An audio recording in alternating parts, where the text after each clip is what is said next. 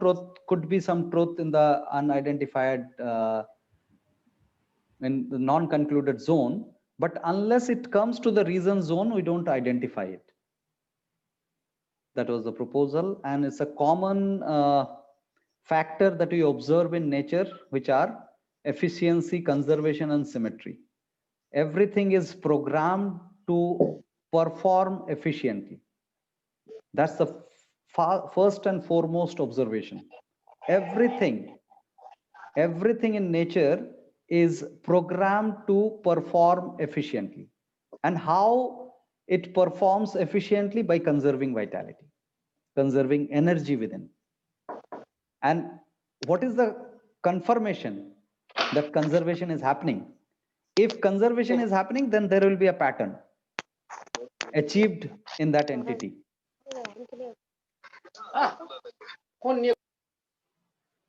Okay. Right. Somebody was on mute. So symmetry is the proof that the conservation is happening. We understood this. Can you explain some examples of symmetry, Kalyanji? Yes, yes. So, like within ourselves. Yes. So symmetry in nature cure, symmetry is having a principle which is called the law of unity. The law of unity. Suppose a philanthropic person. A philanthropic person, if it is out of own emergence, somebody is taking care of others. That is what is the philanthropy, right? Out of own emergence, there is no faking or showing off or other intention to work for others. If it is flowering from within, that I want to work for others without any conditioning, somebody has told me to do this, that's why I'm doing.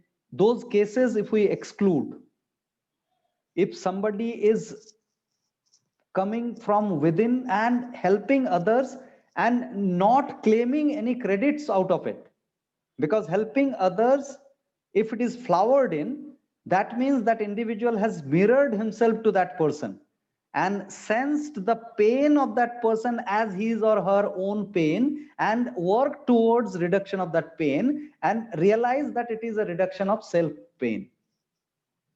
If that is happening, then that individual is definitely conserved a lot of vitality in its own space. In his own space, he has conserved a lot of vitality. So that's what is that symmetry.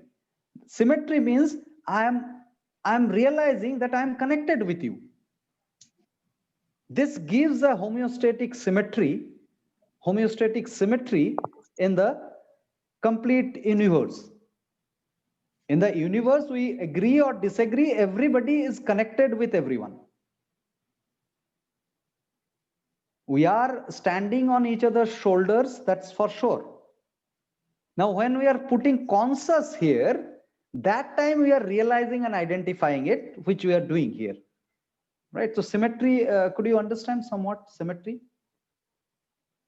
And at the physical level, just take any leaf from the tree, it is symmetrical.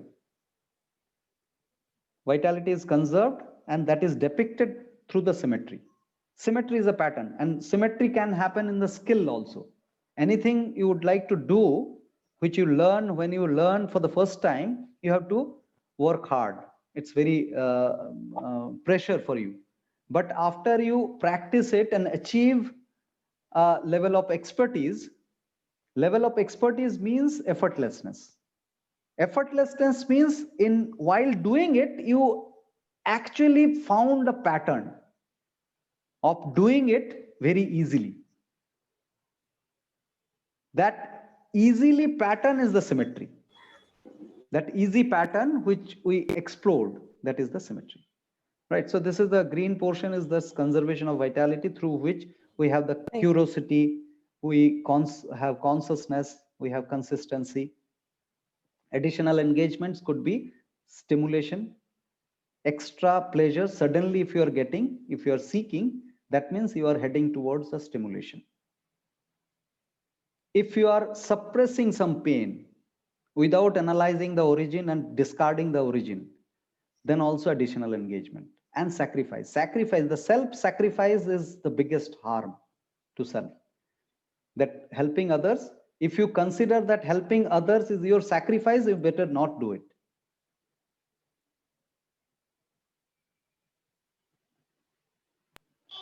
Organic engagement of vitality, yes. So you're doing revision, right? I have Yes, one yes. question. Sir, In the ma'am. infection, yeah, in the infection portion, entity versus host, right? And Yes. what are the 3 points, sir, that the attraction, we invite infection, that is food, sex, I'm going wrong? And the mindfulness is specifically, we identify that for Homo sapiens, because of the evolved neural structure, we have a pleasure called mindfulness that gives us the pleasure, which can be achieved by using the sense of the pleasure, can be achieved by taking drugs or alcohol. The state of mindfulness that can be achieved through meditation, that can be achieved through rational analysis as well. So mindfulness is decluttering the mind with the least identified ideas, which is not causing any emotion. The moment idea starts causing emotion, we form loop and we jeopardize the vitality conservation. So that means any idea which is coming to my mind, if it is identified as a good idea or bad idea, I'm forming the loop. If that idea is just awareness, which is not bringing any emotion, that is a mindful idea, a state of mindfulness. Yes. Got it, sir. Yeah. Organic engagement of the vitality are these repair, reproduce, and regulate. Now we talked about the growth of the self, which are 2 steps growth simultaneously happening within us. One is the physical growth and other is the cognitive growth. Physical growth and cognitive growth. Physical growth is a limited growth. We cannot grow after certain growth which is attained. But this is very much important to continue the cognitive growth, because cognitive growth depends upon the neural structure which is a part of my physical entity.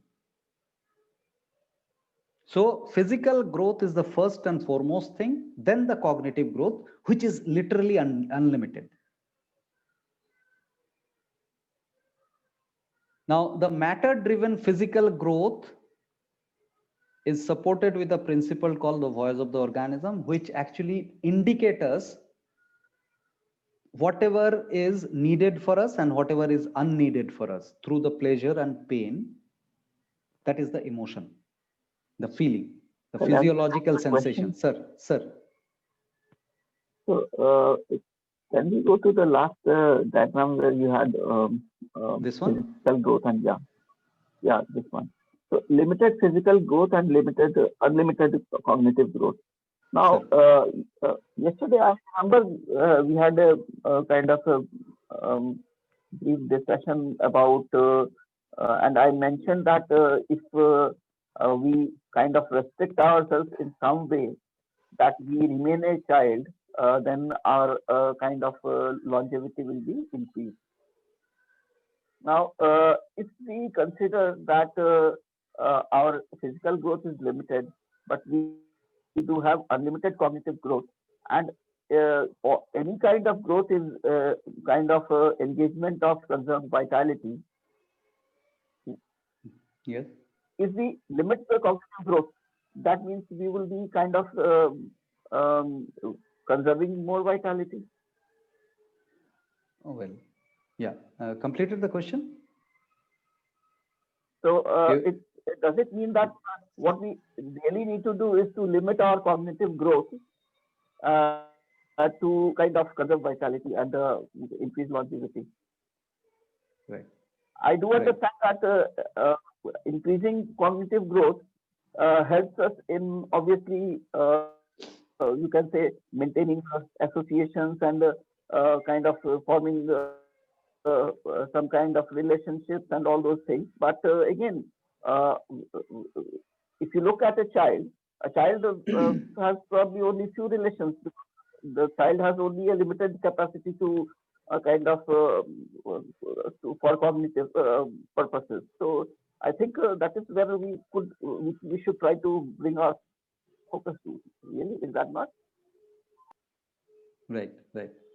May I share some observation on this? Yeah, sure. Sir, so here we are programmed to grow. We are programmed to grow.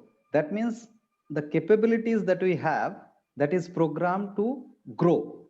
Now, if some potentiality or the capability that one organism has and not allowed to execute those potentialities, then that will innervate that individual organism. So we are programmed to grow cognitively. When you say that if we stay like child, attitude wise, if we stay like child, which is physically driven individual, then it is really a meaningful life that we can lead. But we cannot remain as a child physically. So as we grow, our neural structure will grow, and neural structure will push us to grow cognitively also. If we do not grow cognitively, then that will create innervation inside rather than growing cognitively. So growing cognitively will relax the individual. It is not innervation. It will definitely engage some vitality, but definitely you can identify this, that eating also need vitality, but we need food. We have to eat vitality. We have to digest that food. We have to eat food, and we have to digest that food. In all these in all these steps, we need vitality, but little bit of the vitality, organic engagement is needed for the growth. So cognitive growth also is the similar kind of thing, that if we do not grow, then we innervate, because we have that potentiality to grow and we are suppressing that with the assumption that the cognitive growth will engage more vitality. Does that make sense? Yeah. Yeah, it makes sense. Sir, can I also give my hypothesis to this question?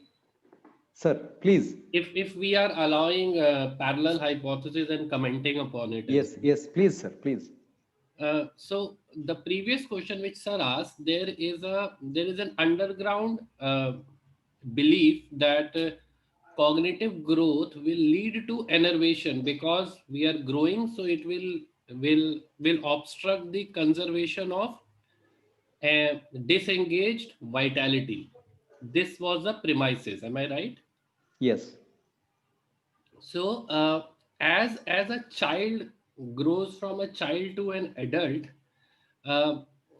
due to different food habits, they kind of accumulate toxins, and when they go into this path, the toxins get released. Right. So as you said, that not just for digestion of food, but for the thought process also uses energy or vitality, right? So just like the way we accumulate toxins, we also accumulate lot of toxic thoughts as well, because we are growing and we are experiencing things. So some part of vitality also goes into thought processes as well, which we accumulate because of our experiences. And as we expand our cognitive growth, our the kind of energy which we were usually using in dealing with these thoughts, the thoughts which we have unknowingly accumulated, they get reduced because our consciousness is increasing. We are able to deal with these thoughts ourselves, just like the way we were able to deal with the toxins ourselves. So the more we grow cognitively, the more we are able to handle the psychological aspect of our body, which we are using, which is actually using our conserved vitality. So cognitive growth will actually lead to lesser enervation because of the tools which it gives us. That is my hypothesis. Yes, yes, yes. Nicely narrated, like meaningfully narrated. And I'd like to add that here the cognitive growth, which actually relaxes us, is the rational path of the cognition. If we are irrational in our cognitive process, then that will innervate us. That's I propose that. Now, what is irrationality and what is rationality? What is rationality and what is irrationality? For that, I would like to propose this understanding, which is a common actually, and repeatedly it is coming, that whenever any thought is producing a feeling, whenever any thought is producing a feeling, that feeling will acknowledge that thought and thought will get stronger. And that stronger thought will again produce some feeling. And here a loop will be formed of thought and feeling. And feeling is real for me because it is happening in my chemical, in my body. So when any thought generating a feeling, it will create a loop. And that loop means when it is looped, what is needed here? The vitality is needed for the maintaining of the loop, and it is irrational root. So any thought which is creating a feeling is irrational. And the rational feeling would be, it is coming from an action or a matter. When it is coming, it has a start, it has an end. It is rational. So that means, suppose you taken up a job, taken up a task yourself, and that task will tire you physically. So that tiredness is a feeling which is coming from the action. But just the thought of that task is tiring you, is that loop formation. Just with the thought of the task, if you feel tired, that means you are going irrational. So all of our negative emotion or excitement are irrational because those necessarily comes from the idea or thoughts. If it is coming from the action, then this is the right emotion that we need to lead our life. Now, are we demeaning the thoughts?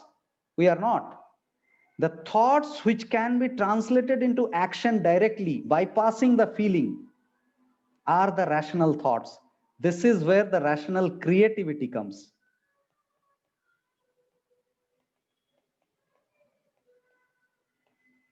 And the thoughts which doesn't generate a feeling is the awareness.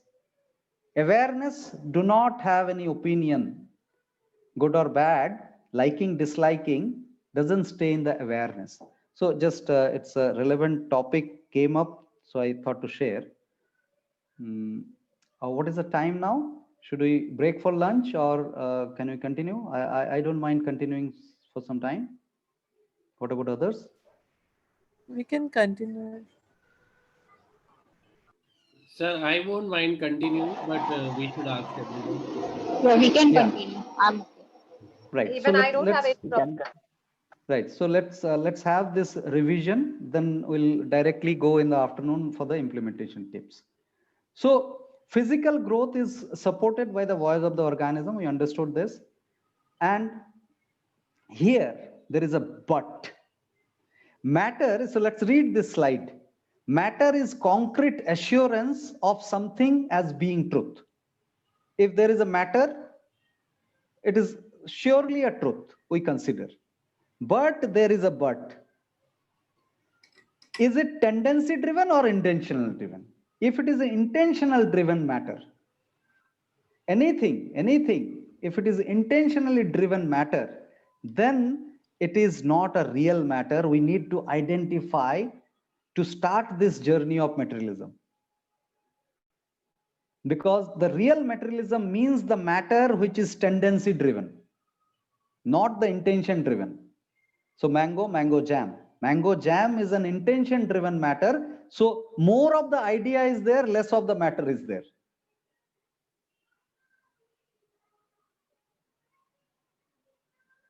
So we understood this tendency driven truth, the matter. Sir, actually, I could use one more example to clarify tendency and intention.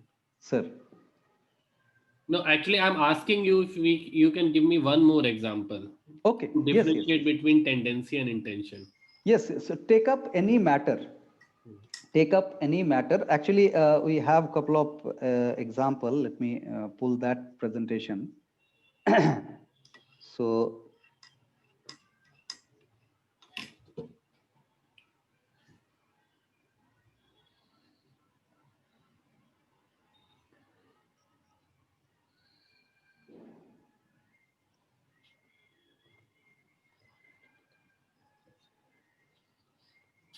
A few origin analysis. Pizza. Pizza matter part is wheat, salt, spices. Idea is compensating the need of food. That was the number one idea.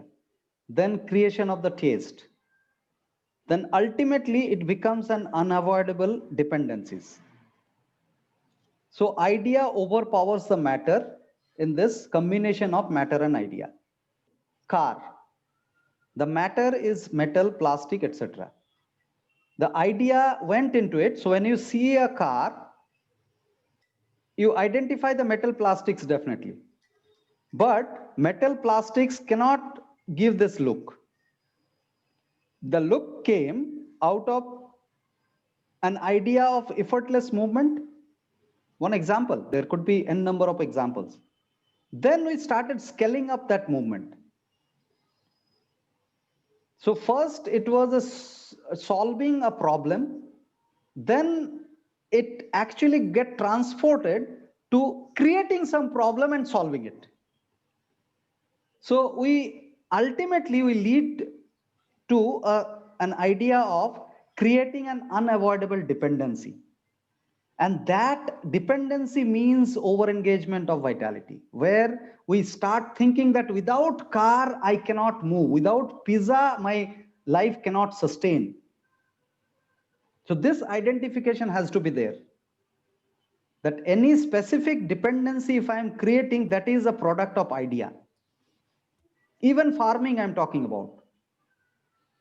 Organized farming is the major reason of deforestation. So that also, if it becomes an unavoidable dependency, it is engaging and over-engaging our vitality. If we become obsessive about any of the human creation, if you are obsessive about that, without that, my life will be absolutely wasted. So that is idea driven, because life will go on.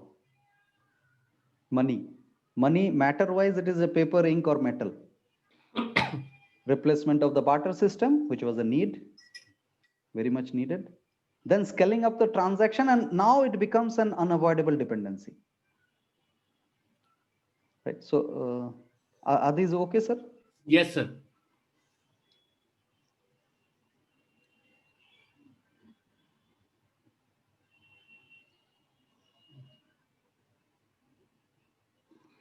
Right. So, truth, we understood that the matter, the real tendency driven matter are very few. Starts with the RAW, radiation, air, water.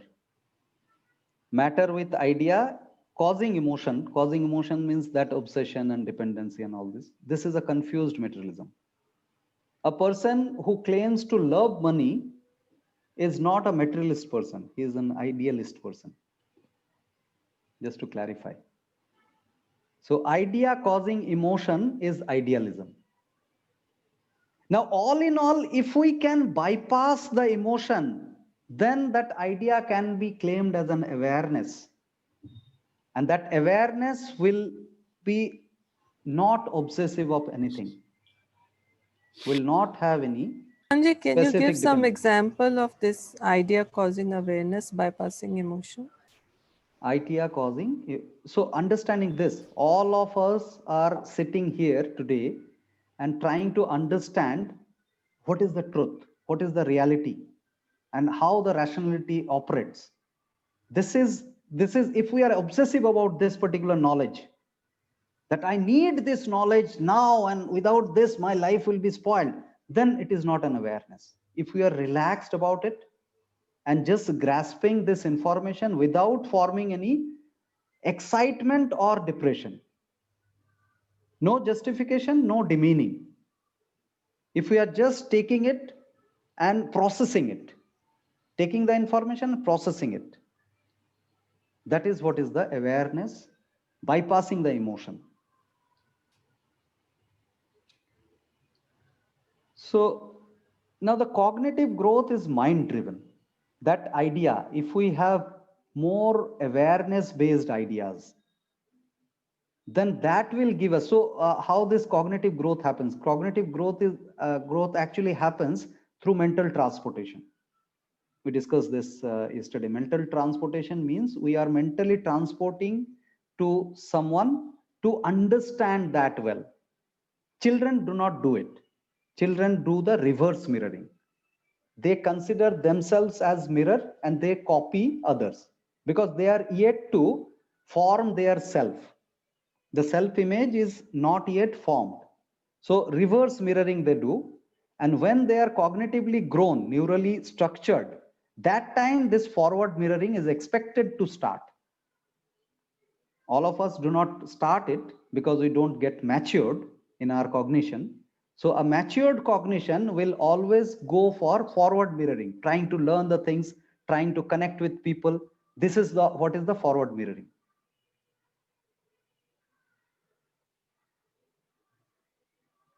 Okay, someone is trying to join but not able to join. But I don't see anybody in the queue. Soparna, I saw your message, but I don't see anybody in the queue waiting in the waiting room. Right, so mental transportation is the way of the cognitive growth, which happens initially through reverse mirroring. That's why we need to be very cautious about being parents or the primary caregiver to a child or to children. As a teacher or as a parent, if we are not a rational role model, then we end up giving a irrational role model to our children, to our students.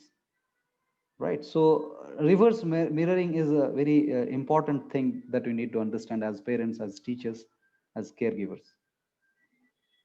Symmetry we discussed. Now, if we do not follow the norms of voice of the organism and the law of unity, we defy the physical growth phenomena, we defy the cognitive growth phenomena, we lead a careless life with lot of additional engagement of vitality, we lead ourselves to a state of innervation. And in a state of innervation, actually the elimination gets reduced at the first place. When the elimination is reduced, the body will retain toxin, and retainment of the toxin is a state of toxemia, is a state of toxemia, which is the single identified physical disease in pure nature cure. Why physical disease? Because innervation is non-physical. It's a tiredness. Now it leads us to toxemia. Toxin is matter.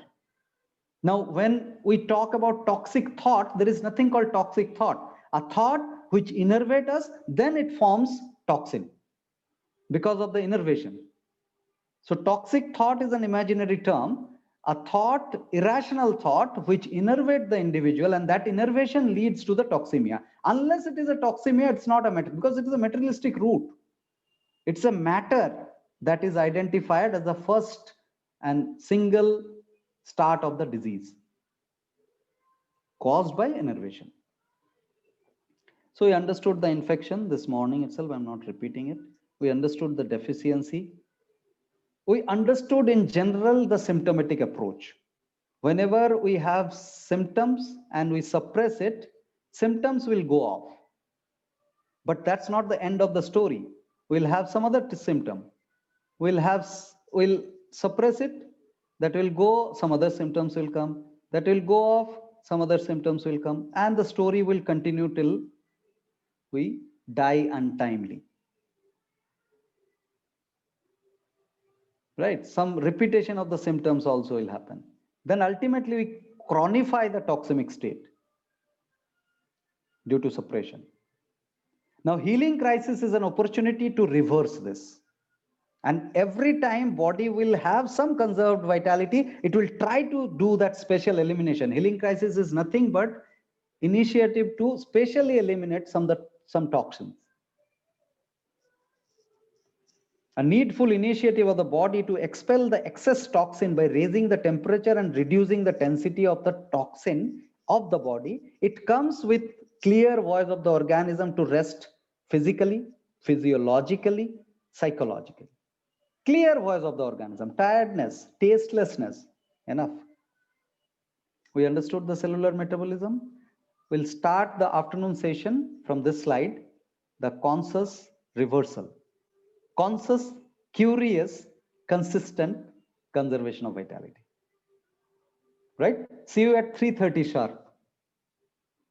Thank you. Thank you. Bye, sir. Thank you. Bye-bye.